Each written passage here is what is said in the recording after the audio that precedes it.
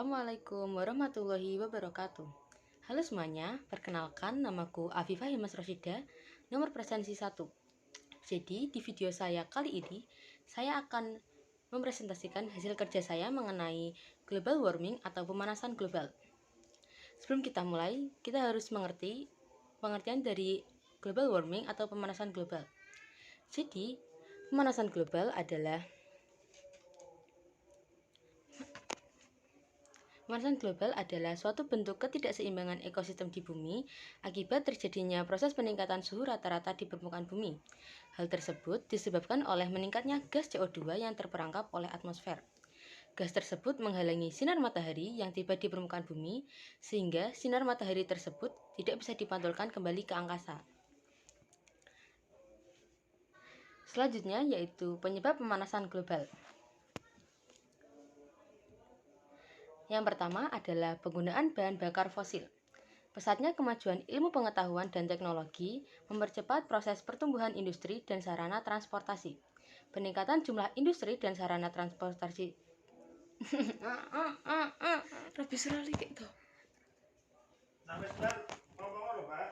Yeah. Baleni.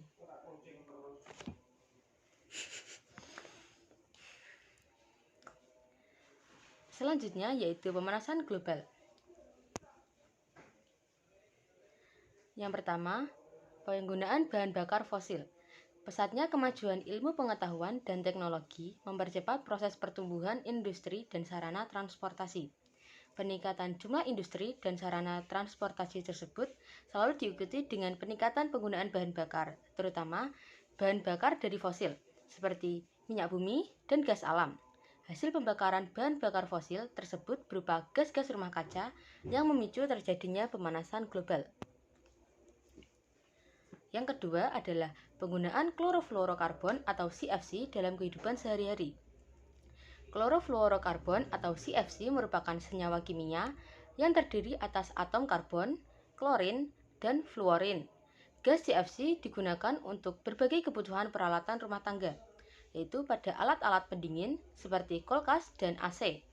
Selain itu, penggunaan gas CFC juga dapat dijumpai pada bahan rumah tangga yang dikemas dalam kemasan botol atau aerosol seperti parfum, pewangi ruangan, pembasmi nyamuk, dan hairspray. Yang ketiga adalah kotoran ternak.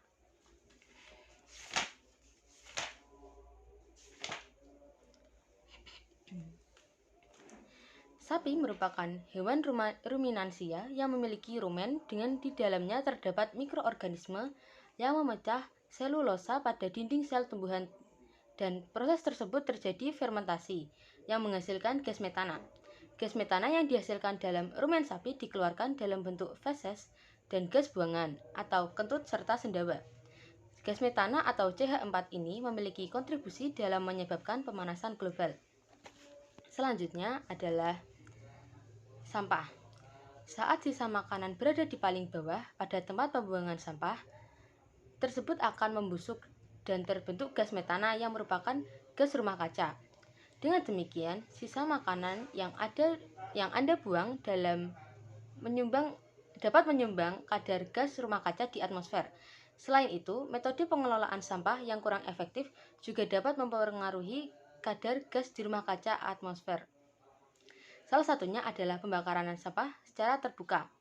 Pengelolaan sampah dengan cara tersebut menghasilkan gas-gas yang memberikan dampak negatif bagi lingkungan dan kesehatan, di antaranya adalah CO2 dan CH4.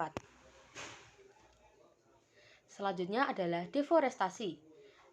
Deforestasi adalah kondisi penurunan luas hutan yang disebabkan oleh konversi lahan untuk infrastruktur, pemukiman, pertanian, pertambangan, dan perkebunan. Perubahan lahan tersebut sering berakibat kepada kebakaran hutan sehingga terbuangnya emisi gas karbon ke atmosfer. Selanjutnya adalah dampak pemanasan global. Yang pertama adalah mencairnya es di kutub. Dengan adanya peristiwa es mencair di kutub-kutub bumi, tentu kurang menguntungkan bagi kelangsungan kehidupan manusia. Faktanya, daratan es berwarna putih yang luas membentang memiliki kemampuan untuk memantulkan sinar matahari. Dengan demikian, daratan es memiliki peranan dalam menjaga kestabilan suhu bumi. Dengan hilangnya dataran es di kutub dapat memicu terjadinya peningkatan suhu di permukaan bumi. Selanjutnya adalah meningkatnya permukaan air laut.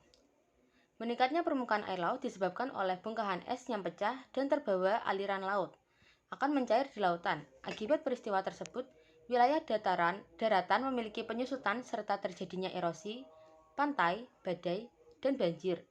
Bencana-bencana tersebut tidak dapat diprediksi kapan yang akan terjadi, tetapi terjadinya peningkatan permukaan air laut sangat merugikan bagi kehidupan masyarakat. Selanjutnya,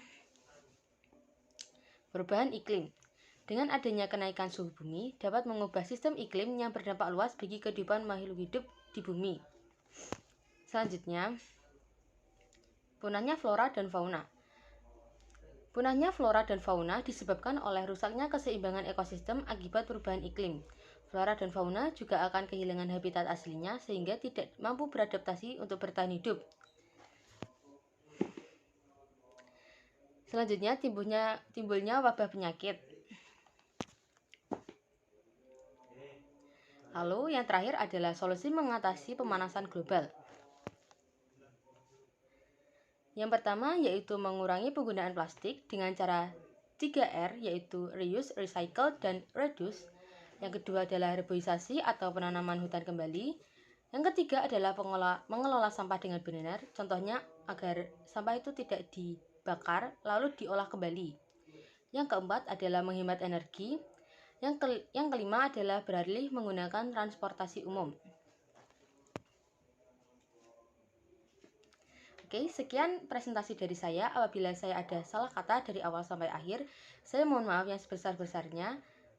Kalau ada yang ditanyakan, bisa untuk ditanyakan melalui via chat atau yang lain-lain. Sekian dari saya. Wassalamualaikum warahmatullahi wabarakatuh.